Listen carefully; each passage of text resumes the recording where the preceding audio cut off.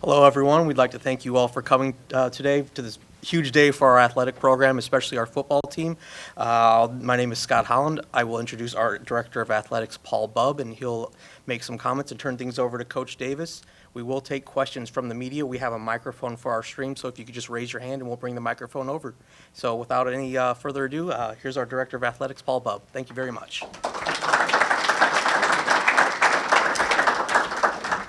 Greetings. It certainly is a great day to be a Leatherneck.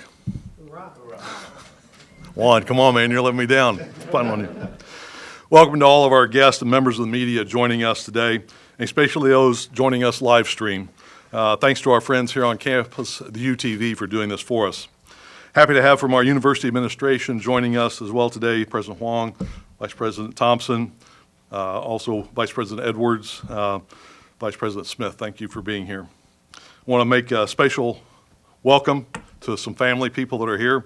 Whitney, Zoe, and Jolie, we're glad to have you here, soon to become true Leathernecks.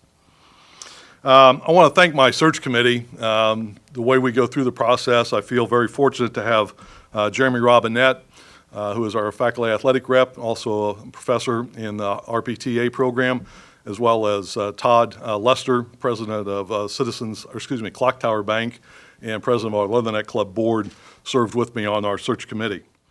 There was a lot of other people that took part in the search process. The candidates can tell you that when they come to campus, they have an opportunity to meet with a lot of people, and I take a lot of input in this. I like to think our search processes are thorough. There are lots of voices to listen to and lots of opinions.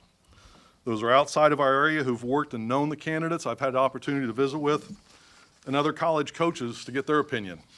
One thing about having been in this business as long as I have, you make a lot of contacts and you have a lot of people to call upon and ask. And certainly, the person that we've selected has the respect of the people in the coaching profession, and that means a lot to me. What were we looking for as we went out for a candidate? We wanted someone that had FCS experience and a record of success, both from the team perspective as well as developing individual talent. Someone familiar with the recruiting base we work in, as well as knowledge of the Ohio Valley Conference. Someone who has organized a plan and has the ability to set vision, and not only set the vision, but to make sure that others could see the vision and lead them down that same path. You know, and we found that person, there's no question.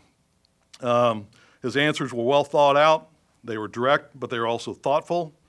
He met all those he encountered with enthusiasm and respect. He was able to identify within our community, having been involved with sister institution for the past 2 years. He plays an exciting style of offense and undoubtedly a defense that will complement that offense. And he wants to be a Leatherneck. Those are all important things. Joe Davis has all those qualities and more. I asked Joe the other night on the phone, and kind of tipping my hat here a little bit, never sure when I start conversations where they're going, where I'm going to end up at times. But as I was talking to Joe, I said to him, do you watch much TV? Do you pay attention to TV commercials at all? And are you familiar with the actor Dean Winters, the All-State Mayhem guy? Now, when he gets up here, you're going to see a little bit of resemblance. There was a little bit of silence on the phone. I thought, oh man, I just lost my candidate. But you know, he responded to me a little bit reluctant. Yeah, I got this friend that tells me that all the time. So I thought, okay, I didn't blow that one. Well, we're about to create some mayhem in the Ohio Valley Conference, and I'm looking forward to it. Please welcome to our Western Illinois University head football coach, Joe Davis.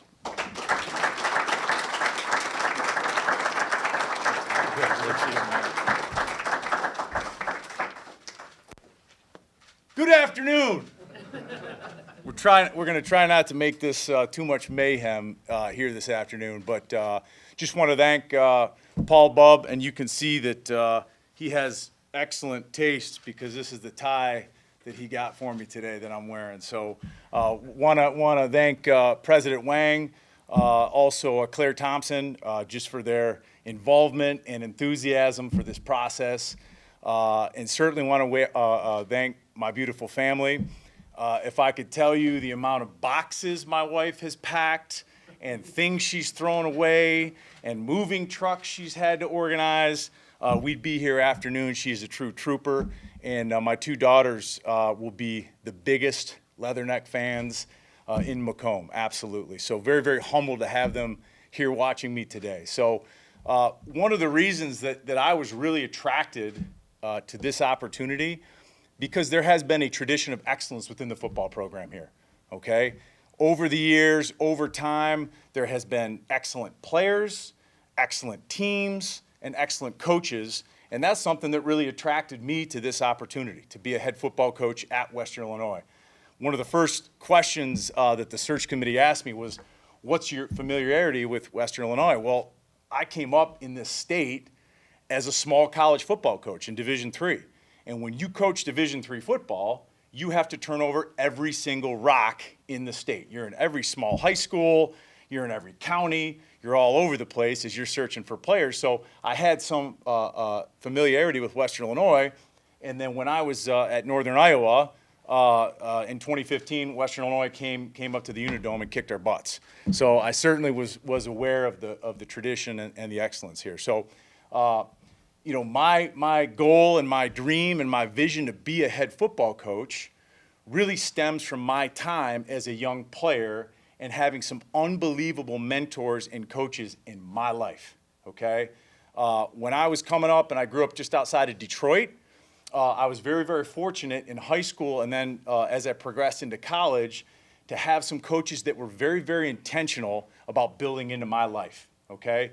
The football was the football, but they were very, very concerned with me growing up to be a great husband, a great father, a great professional.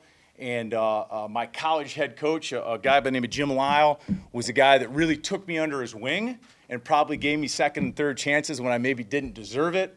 But I remember being a young man and saying, wow, how cool would it be if I could have the same impact someday that this man has had on my life?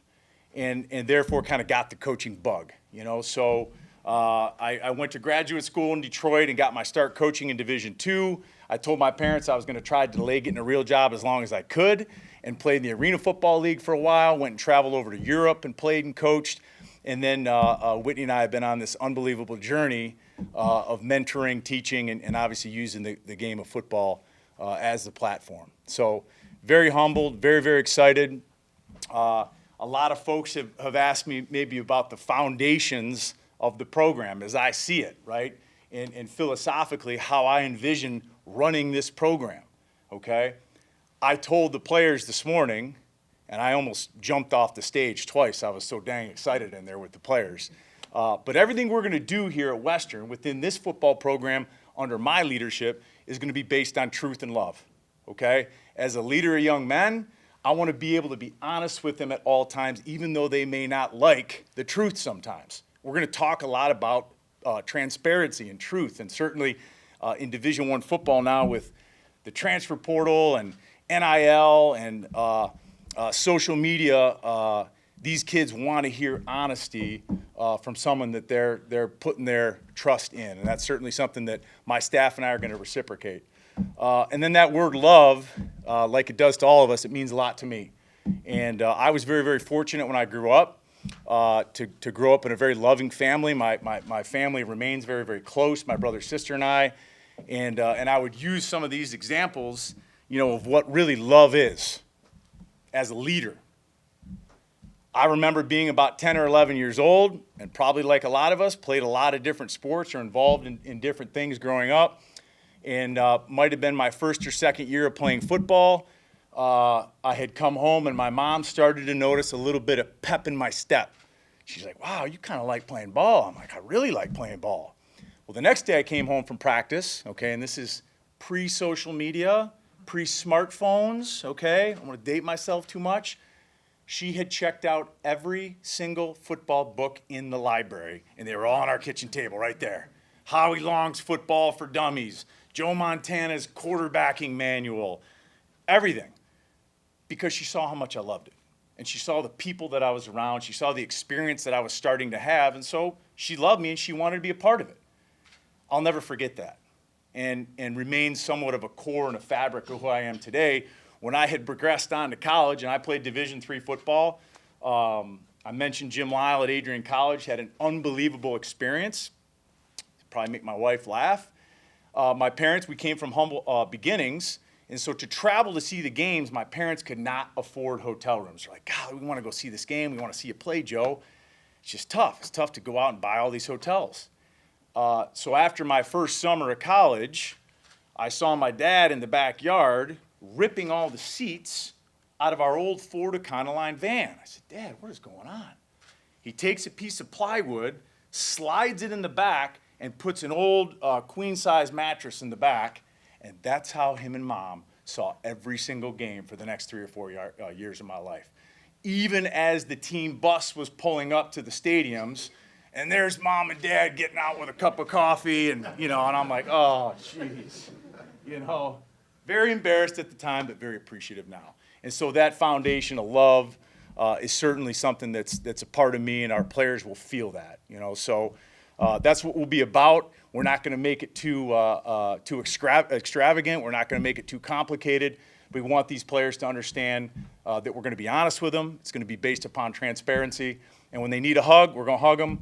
And when my size 13s need to be up their tail, that's going to happen too. Okay, and that's love. That's what it's all about. Okay, so we're excited to get going. We certainly have a lot of challenges just when it comes to building the roster. I don't know that that's necessarily specific to Western Illinois. I think that's all teams at the Division I level right now, is that we are in the midst of what's called the first portal window, okay, where players have the ability to explore other schools if that's what they want to do, okay? I can tell you this, and I will communicate this to our team as well.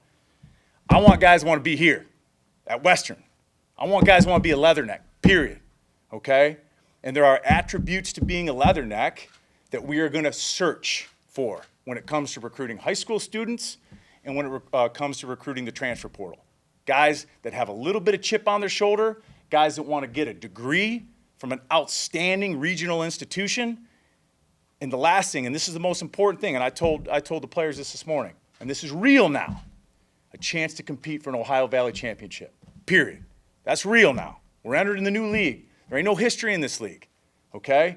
We are going to make the history in this league now, and that's going to be very, very important to us as we communicate these things to our players, throughout the way. So, obviously, I have a lot to learn here at Western just in terms of the university and certainly our current roster, and a lot of those things will formulate and shape how we build the roster here over the next few weeks. So, very, very excited for that challenge. I had some folks earlier ask me about the staff component of it, and I will tell you folks the exact same thing that I told the players this morning. I'm going to be very patient with hiring a staff here to Western, and there's a reason for that, okay? The football component, the X and O acumen is probably less important to me than the type of person that we hire here to Western Illinois. I want guys that are mentors. I want guys that are teachers. I want guys that take the role of being called coach very seriously. And I want our players to come out of this thing saying, you know what? Hey, whether I started 50 games for them or I never played it down, I'm a better man because I played for that coach. I'm a better person because I was involved with that program over the last 2, 3, 4, 5 years of my life. And so there are attributes and characteristics that go into choosing a staff that are going to be centered around what I mentioned there. They're going to be very, very important to me.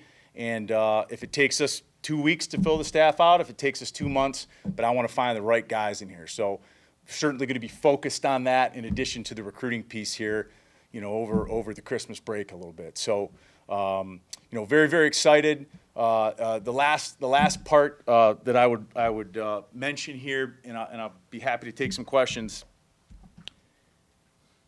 I don't know that there's a more passionate alumni base at this level of football than Western Illinois University Leathernecks.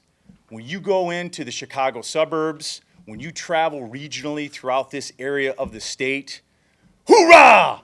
Go Leathernecks! Oh, I love my time at Western. My brother went there. My cousin went there. Mom went there. My ears go up when I hear that stuff, because that's the type of people that we want to attract to this program, because that's the type of people we're going to be successful with. People that love it, okay? And those are the type of attributes that we're going to be looking for in recruiting, like I mentioned before. So that alumni database, and I'll just mention some of the guys, like Brett Taylor and Brian Potts and some of these guys.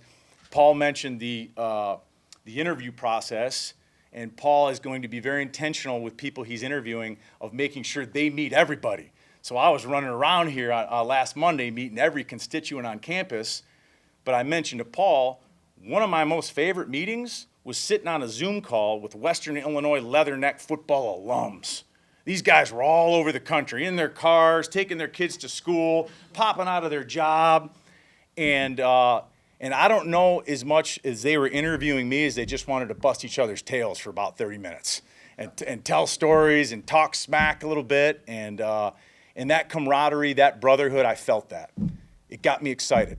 It reminded me of my teammates at Adrian College, who are still some of my most close friends in the world. We've all stood up in each other's wedding. We stay on a group thread that my wife has seen that she just shakes her head at because she's like, no one understands anything you guys are talking about. But that's real. That's relationships. That's football. Guys from every socioeconomic background, every race, every part of the country come together for a common goal. And that's what I want to build here. And in fact, I can tell you this, that is what we are going to build here. So very, very excited for this opportunity. Again, very appreciative of everyone that was involved in this process. Again, thank you to my beautiful wife, Whitney, as she stands up here. And I know she's hearing me talk, and she's thinking about boxes and dogs and toys and packing and all the good stuff. So she's a true servant leader and absolutely the queen of our family. So again, very, very humbled and appreciative of everyone and very, very open to taking some questions if anyone has it at this moment. Joe, how you doing? Congratulations, welcome. Thank you. What is the first step or steps as you start down this road? The first step is recruiting right now, I'll be honest with you, and it's probably recruiting and building a staff as 1 and 1A, I would say. Brandon Kretschmer, who served as the interim head coach here, has done an outstanding job of sort of keeping the ball rolling a little bit. In fact, I told Paul this, I was very pleasantly surprised. Brandon and I had a chance to talk for the first time, I don't know, maybe Monday-ish, somewhere in that range, and provided a very detailed list of guys that Western had been on. And so, we've taken the past few days to go through that. Certainly there's some guys that I had been recruiting as well, and just kind of comparing notes and communicating and doing the background on a lot of these players. And I can tell you this, like, we're going to have recruits on campus this weekend, period. And some people challenged me and said, Joe, why don't you just take a step back and get your feet underneath you. I said, this is a live weekend. This is the last weekend we have before it goes dead for Christmas. So I said, let's try to take advantage of it. And Brandon and I talked. I said, if we can get a few good players this weekend, it's a win for us. So that's a big time priority. I would expand on that question, saying, my time spent at Eastern the last couple of years had the great fortune of working for, in my opinion, one of the best football coaches in the country, and Chris Wilkerson.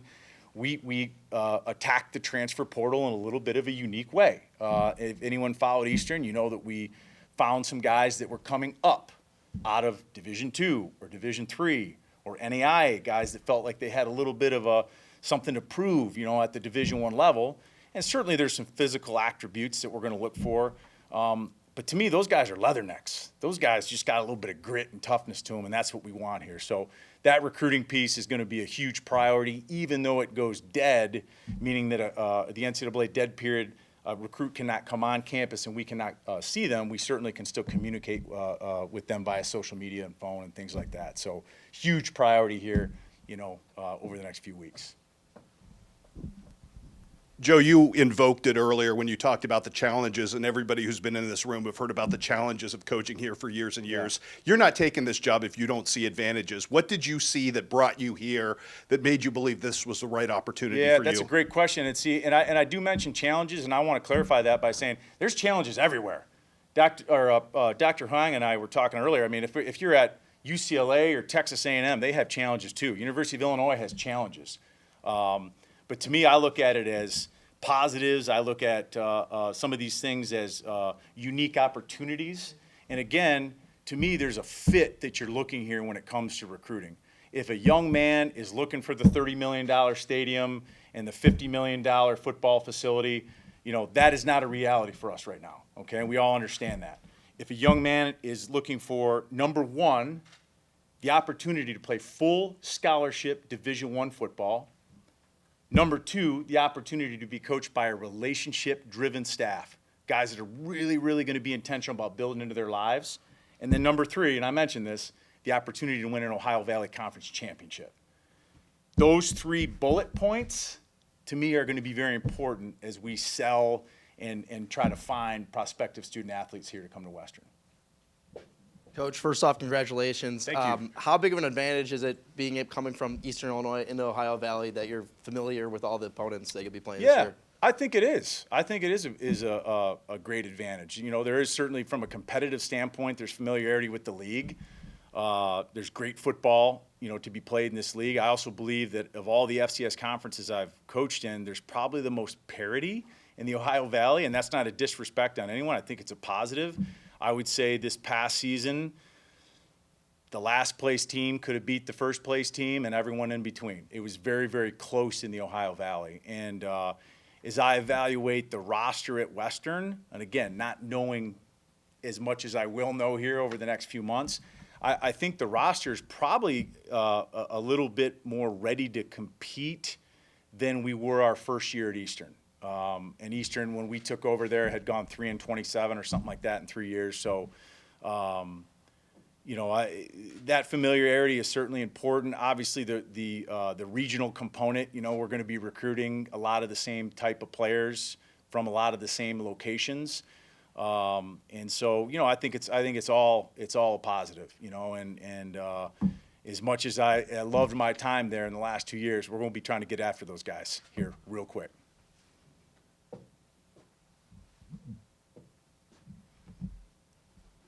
Anything else I can answer? Any other questions anyone might have? Okay. Well, thank you so much, folks, for coming out. Very, very appreciative.